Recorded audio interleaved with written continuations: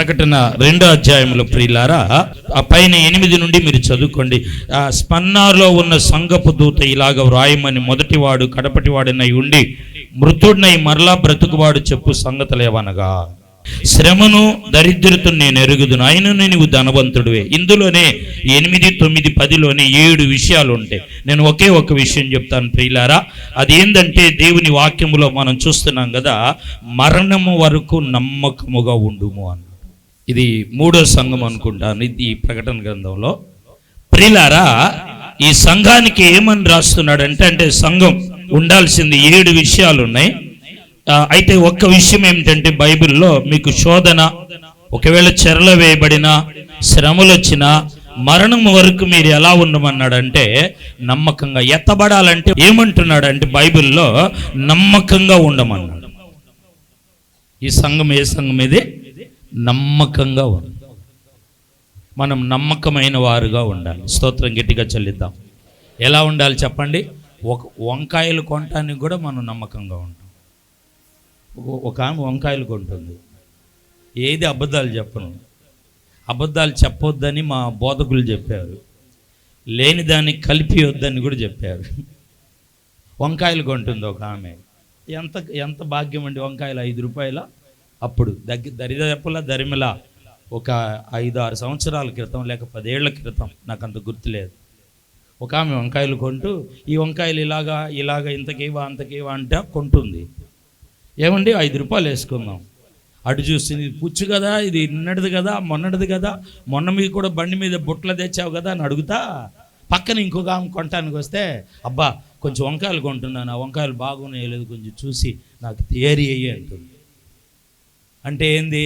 వంకాయలు కొనటానికి ఆమె ఎంత నమ్మకంగా, అది పుచ్చు లేకుండా, అది నిన్నటిదా మొన్నటిదా అడిగి ఇంకొక మనిషిని తోడు ఆమె కూరగాయలు కొనటానికి వస్తే, నాకు మంచి ఏరియా నువ్వు ఉండు అంటే ఎంత నమ్మకం! అంటే ఎంత నమ్మకంగా కొనాలి ఆ వంకాయల్ని. మీకు అర్థమవుతుందో లేదో? అంటే ఒక చిన్న వస్తువు దగ్గర ఎంత నమ్మకం అంటే, నమ్మకత్వంగా, అంటే ఇది నిన్నటిదో ఇవాళదో ఇలాగా అని.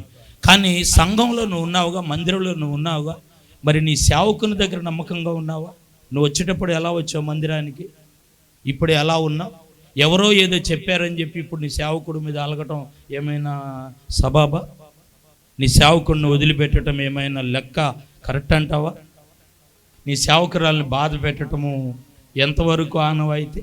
సేవకులు కూడా విశ్వాసులను ఎలాగ చూడాలి అంటే ప్రియులారా, నీ కన్న బిడ్డల కన్నా ఎక్కువ చూడాలి. కన్న బిడ్డల కన్నా ఎక్కువ చూస్తూ ఉంటే అది మరొక దారి వెళ్ళిపోతుంది. ఇప్పుడు సేవకుడు తాను తిని ఇతరులకు పెట్టాలి. అర్థమవుతుందా? ఇతరులకు పెట్టాలి. వాళ్ళు ఏదో ఆకట్టుకోవటానికి కాదు పెట్టేది. బైబిల్లో ఉంది, అపోస్తులు వాళ్ళు భుజించి పెట్టారు. నేను అనేది ఏంటంటే రీలారా, మోషే దేవుని ఇల్లంతటిలో నమ్మకమైనవాడు. దేంట్లో నమ్మకంగా ఉన్నాడు? నువ్వు దేవుని ఇంటిలో, సంఘంలో నమ్మకంగా ఉన్నావా? నువ్వు సేవకుని దగ్గర, సేవకురాల దగ్గర నమ్మకంగా ఉన్నావా? నీకొచ్చే సంపాదనలో దేవునికి ఇచ్చే విషయంలో నమ్మకంగా ఉన్నావా? దేశం పాడైపోతుంది, ఆత్మలు నశించిపోతున్నారు, కరువులు, భూకంపాలు, యుద్ధాలు వస్తూ ఉన్నాయి. ఏమండి? వ్యతిరేకమైన పరిపాలనలు ప్రారంభమవుతా ఉంది. క్రైస్తవుల మీద, సంఘాల మీద యుద్ధాలు, దాడులు జరుగుతూ ఉన్నాయి. అయితే నీవు నీ సంఘం పట్ల, దేశం పట్ల భారం కలిగి, ఒక నమ్మకం కలిగి నువ్వు ఉన్నావా? ఆత్మ రక్షణ కొరకు, ఆత్మ అగ్నికి ఆహుతి కాకుండా. ఏమండి? దేవుని వాక్యంలో చూస్తున్న మోషే దేవుని ఇల్లంతటిలో ఎవరితో చెప్పాడు తెలుసా ఈ మాట?